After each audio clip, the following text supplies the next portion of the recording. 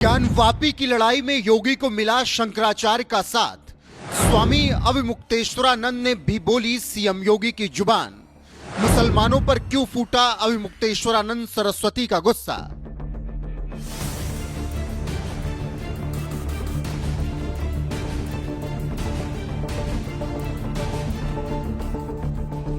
जिन मुगलों को आज भी भारत के कुछ मुसलमान अपना आदर्श मानते हैं, उन मुगलों को सनातन धर्म से इतनी नफरत थी कि अयोध्या से लेकर काशी मथुरा तक जहां जहां हिंदुओं के बड़े मंदिर थे, उसे तोड़कर उसी के मलबे पर मस्जिदें बनवा दी। अयोध्या में तो बाबरी ढांचा तोड़कर वहां भव्य राम मंदिर का निर्माण हो गया, लेकिन काशी और मथुरा में अभी भी मंदिर वापस लेने की जंग जारी है। महादेव की काशी में तो मुगलों ने ऐसा अत्याचार किया कि मंदिर तोड़कर उसकी दीवारों पर ही ढांचा खड़ा कर दिया, जिसकी दीवारें आज भी चीख चीख कर सबूत देती हैं कि यह ज्ञानवापी मस्जिद नहीं मंदिर ही है। लेकिन इसके बावजूद कट्टरपंथी मुसलमानों को नजर नहीं आता। वो इसे हिंदुओं को सौंपने की बजाय इसके लिए कोर्ट में हिंदुओं से ही लड़ाई लड़ रहे हैं, जिस पर कभी ना कभी तो फैसला आएगा ही। लेकिन यूपी के भगवाधारी मुख्यमंत्री योगी आदित्यनाथ ने जरूर इसे ज्ञानवापी मंदिर मान लिया है और डंके की चोट पर कहते हैं कि इसे मस्जिद कहेंगे तो विवाद होगा। अगर हम उसको मस्जिद कहेंगे तो फिर विवाद होगा। हमें ज्ञानवापी बोल देना चाहिए। वो ज्ञानवापी है और माननीय न्यायालय में गया है। माननीय न्यायालय स्वयं देख लें, अगर वहां साक्ष्य हैं, भौतिक साक्ष्य हैं, शास्त्रीय प्रमाण होंगे, अन्य पुरातात्विक प्रमाण भी होंगे, तो स्वाभाविक रूप से इस पे निर्णय होना चाहिए। मुझे लगता है कि भगवान ने जिसको दृष्टि दी है वो देखे ना, त्रिशूल मस्जिद के अंदर क्या कर रहा है। हमने तो नहीं रखे ना, वहां तो सुरक्षा है, सेंट्रल फोर्सेज है, उनके मुतवल्ली हैं, ताला चाबी उनके पास रहती है। त्रिशूल कैसे वहां बने हुए हैं? ज्योतिर्लिंग हैं, देव प्रतिमाएं हैं, पूरी दीवारें चिल्ला चिल्ला के क्या कह रही हैं। और उसके बाद भी हम जानबूझ करके, देखिए, एक होता है कि जन्म से दिखाई नहीं देता है, हम मान सकते हैं कि दिव्यांग है, जन्मांध है, दृष्टिबाधित है, एक जानबूझ करके ढोंग करे। जो दृष्टिबाधित है उसको दिशा दिखाई जा सकती है, लेकिन जो ढोंग कर रहा है उसको कोई दिखा नहीं सकता है। बात यहीं खत्म नहीं होती। सीएम योगी ने तो मुसलमानों को यहां तक नसीहत दे दी कि मुसलमानों को ये मानना चाहिए कि ऐतिहासिक गलती हुई है और इसके समाधान पर बात करनी चाहिए। जो उन प्रमाणों को नकार रहा है, उन प्रमाणों के बाद भी ये कहता है कि नहीं साहब, तो जबरदस्ती वाली बात करते हैं। देखिए, आप इतिहास में तोड़ मरोड़ कर सकते हैं, लेकिन उन ऐतिहासिक साक्ष्यों के साथ नहीं जो वहां की दीवारें चिल्ला चिल्ला के कहती हैं, और उन ऐतिहासिक साक्ष्यों को भी देखने की आवश्यकता है। और मुझे लगता है कि ये प्रस्ताव मुस्लिम समाज की तरफ से आना चाहिए कि साहब, ऐतिहासिक गलती हुई है और उस गलती के लिए हम चाहते हैं समाधान हो। आपने मुस्लिम समुदाय के साथ कोई देखिए, हमने अपनी तरफ से कोई पहल नहीं की है।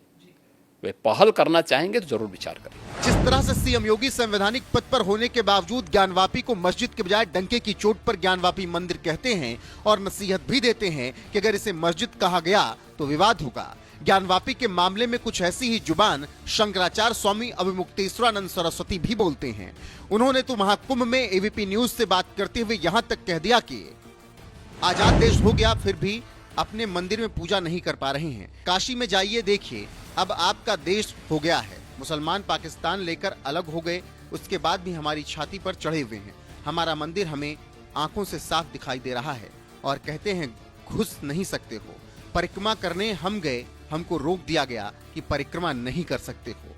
इतने पर एंकर टोकती हुई कहती है कि आप ज्ञानवापी मस्जिद की बात कर रहे हैं, जिस पर स्वामी अविमुक्तेश्वरानंद सरस्वती इस कदर आग बबूला हो गए कि एंकर को ही डांटने के अंदाज में कहने लगे, मस्जिद क्यों कहती हो आप?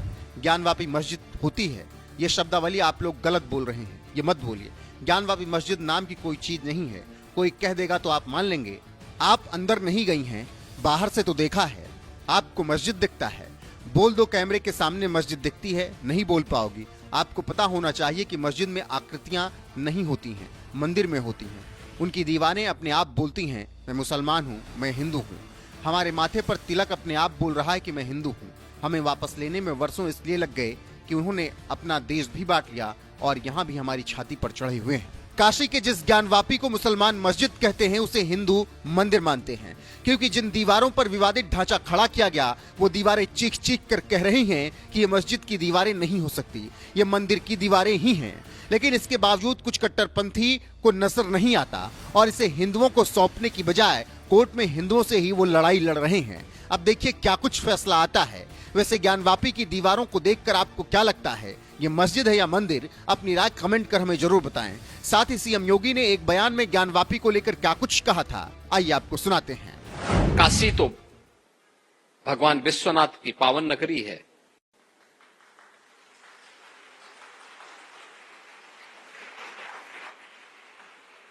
काशी के बारे में यही मान्यता है,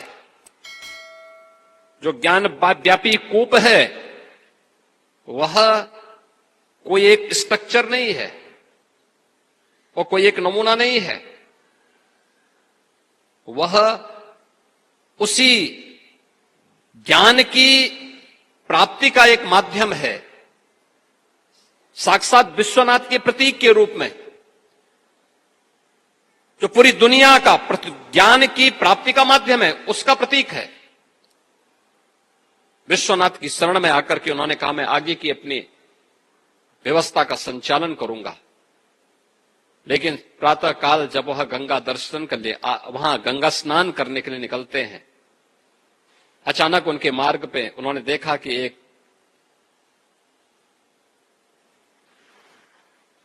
व्यक्ति उनके सामने आ गया। उन्होंने कहा, हटो हटो, मेरे मार्ग से हटो। क्योंकि वह कथित अछूत कही जाने वाली जाति का चंडाल व्यक्ति था। उनको लगा कि मेरे मार्ग में आकर के मुझे अछूत कर देगा। तो चंडाल के मुंह से निकलता है कि आप के बारे में तो मैंने सुना था कि आपने अद्वैत की शिक्षा में आप पारंगत हैं, आपने इसमें ज्ञानार्जन किया है, आप ब्रह्म सत्य की बात करते हैं। क्या आपके अंदर निवास करने वाला ब्रह्म और मेरे अंदर निवास करने वाला ब्रह्म, क्या ये अलग अलग है क्या? अगर ये अलग अलग है तो फिर आपका अद्वैत सत्य नहीं है, और अलग अलग नहीं है तो फिर आप किसे आप हटाना चाहते हैं? मेरे अंदर के ब्रह्म को या मेरी चमड़ी को देख करके आप मुझसे अछूत करना चाहते हैं? देखिए, आदि शंकर समझ गए कि मैं जिसको ढूंढने के लिए काशी आया हूं, ये चंडाल के रूप में ही मुझे दर्शन देने के लिए आया है, और वही साक्षात विश्वनाथ है। देखिए, भगवान किस रूप में आपको दर्शन देते हैं, कोई भरोसा नहीं। और इसीलिए जब कथा में बैठते हैं तो पूरी भक्ति भाव के साथ बैठ करके उसका श्रवण करना चाहिए, उसके अनुरूप उससे कुछ प्रेरणा प्राप्त करनी